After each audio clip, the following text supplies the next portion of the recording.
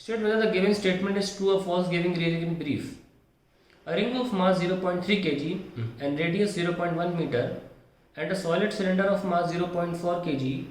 तो विश्लेषण देख लीजिए 0.3 kg 0.1 meter and a solid cylinder of mass 0.4 kg and same radius are given the same kinetic energy and released simultaneously on a flat horizontal surface such that they begin to roll as soon as released towards a wall which is at the same distance from the ring and cylinder. ठीक है, जैसे ही उनको हमने प्रदान करी kinetic energy, वो पहले ही second से मान लीजिए प्योर रोलिंग करने लग गए, तो इसमें कोई टेंशन नहीं है, आप प्योर रोलिंग पहले से लगा सकते हो। और प्योर रोलिंग लगाने का मतलब होता है कि V equal to r omega use कर सकते हो। Such that they begin to roll as soon as released towards a wall which is at the same distance from ring and cylinder.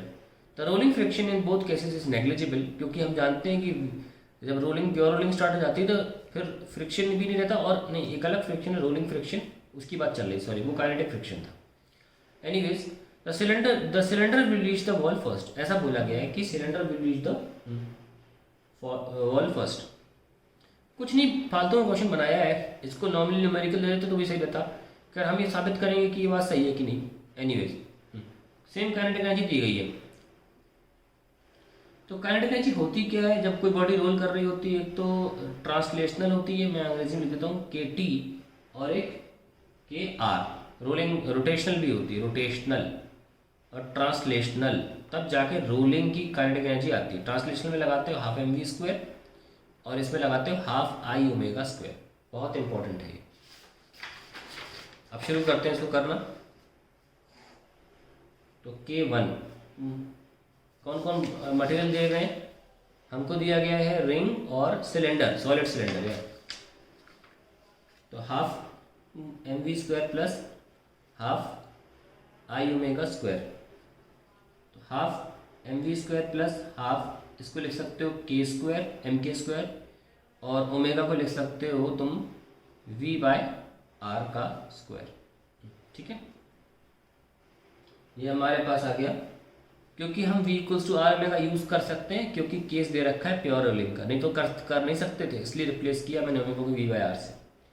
आप नोटिस करिए मैं एम वी स्क्वायर कॉमन ले सकता हूँ and I am left with के square by are square. तो बहुत important formula है ये, ध्यान रखना है इसका, बहुत इंपॉर्टेंट फॉर्मूला है, बहुत ही ज़्यादा इंपॉर्टेंट फॉर्मूला है।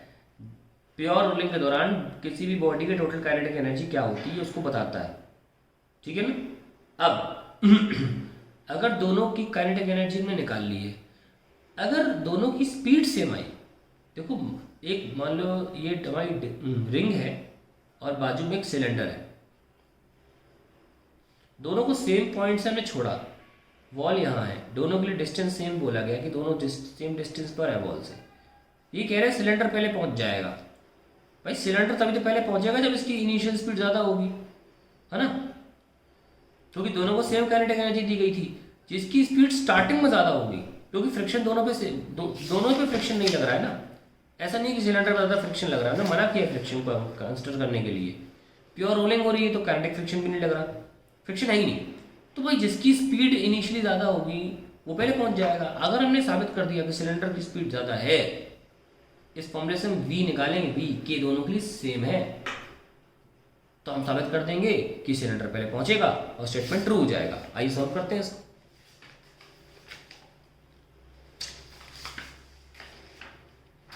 हमारा फॉर्मूला क्या है के का? Half M we square 1 plus के स्क्वायर बाय आर स्क्वायर, छोटा आर ले लेते हैं, छोटा आर दिया हुआ है, तो हो जाएगा 2k by M divided by 1 plus के square by are square, this is V square, and finally we have v is equals to square root of 2k by M 1 plus के स्क्वायर बाय आर स्क्वायर। ये हमारा finally velocity हो जाएगा। अब हमको इसमें बस रिंग के वाले में रखना है। रिंग के केस में क्या होगा? 2k बाय एम 1 प्लस के स्क्वायर बाय या r square by are square, क्योंकि रिंग के केस में के स्क्वायर आर स्क्वायर के बराबर होता है। Square root of 2k by m, ये 1 हो जाएगा, फाइनली 2m, आंसर आ जाएगा k by m. In case of ring. अब हम के तो सेम है ना, तो आइए वैल्यू रख देते हैं मास की। कितना आया मास की वैल्यू? मास कितना दे रखा है क्वेश्चन में? मास कितना दे रखा है? 0.3। रिंग का मास 0.3, 0.3। ये हो गया फर्स्ट। अब आते हैं डिस्क पर, डिस्क सिलेंडर पे, सॉलिड सिलेंडर पे।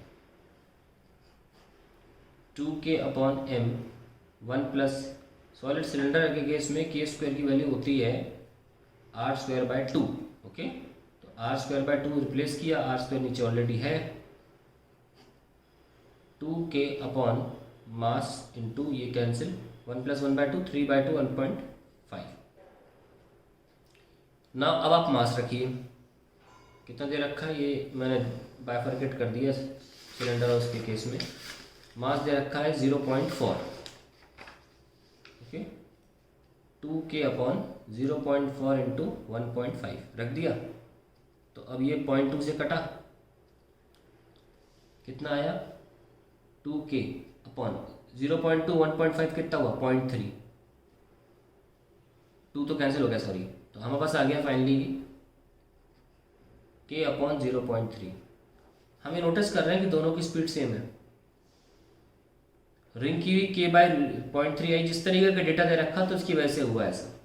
अगर दोनों के मास सेम होते तो ऐसा नहीं होता, लेकिन जिस तरीके का डेटा दिया हुआ था उससे साबित होकर आया कि दोनों की speed, initially speed kinetic energy impart करने की वजह से सेम आई। तो यानी कि स्टेटमेंट क्या हुआ? False. The statement is false. तो आखिरी स्टेटमेंट यहाँ लिख लेते हैं, the statement is false, is false as both ring and cylinder will reach at the same time, क्योंकि दोनों की स्पीड सेम निकल के आई सेम टाइम। और कोई और रीज़न नहीं है हमारे पास ये मानने के लिए कि वो कोई एक स्लो डाउन हो जाएगा, क्योंकि फ्रिक्शन हमने माना नहीं है। ठीक है, ऐसा नहीं मान सकते कि यार सिलेंडर का ज़्यादा सरफेस एरिया कनेक्ट है ग्राउंड के साथ, उसको ज़्यादा फ्रिक्शन लगेगा, ऐसा मना किया है लेने को। ये बहुत ही अच्छा क्वेश्चन है, अब क्लियर हो गया होगा। 2-3 बार वीडियो देख लेना हुआ हो तो। And that's it.